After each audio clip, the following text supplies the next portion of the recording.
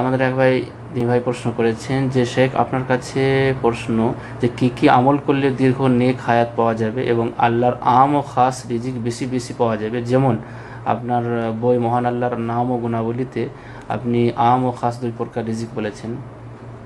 হ্যাঁ, তো আম খাস খাস রিজিক পেতে হলে পরে খাস বান্দা হতে হবে, আল্লাহর খাস রিজিক পাবে। আর যদি আপনি বলেন যে কিভাবে বেশি রুজি পাবো আর কিভাবে আমি বেশি লম্বা জীবন পাবো, তো সেটা তো মাপাই আছে আপনার জীবন।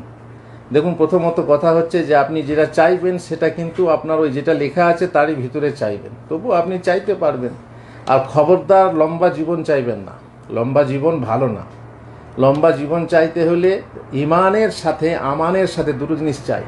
এক হচ্ছে সেই জীবনে ইমান থাকতে হবে, ইমান ছাড়া জীবনের দাম নেই। আর সেই জীবনের আমান থাকতে হবে, নিরাপত্তা থাকতে হবে। রোগ বালা জ্বালা, বিছানায় শুয়ে আছেন, বিছানায় পায়খানা হচ্ছে, পেশাব হচ্ছে, 8 বছর 10 বছর দেখেছেন কোনো রোগী পড়েছে, পিঠে ঘা হয়ে যাচ্ছে, কোনো দাম নেই। এই জন্য রাসূলুল্লাহ সাল্লাল্লাহু আলাইহি ওয়াসাল্লাম আরজালিল ওমর থেকে পানা চেয়েছেন, মানে একেবারে স্থবিরতা, বৃদ্ধ হয়ে যে সেটা লোকে উঠাবে বসাবে আর বেঁচে আছেন, হয়তো বিড়বিড় করছেন, তখন ঘরের শত্রু বুড়ি আর পেটের শত্রু মুড়ি হয়ে যাবেন, মানে পেটের শত্রু মুড়ি আর ঘরের শত্রু বুড়ি হয়ে যাবে, মানে বৃদ্ধ লোক তখন ঘরের শত্রু, সবারই উপরে বোঝা হয়ে যাবেন।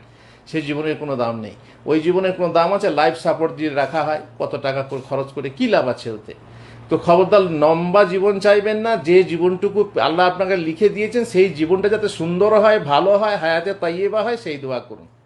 আল্লাহুল মুস্তাআন।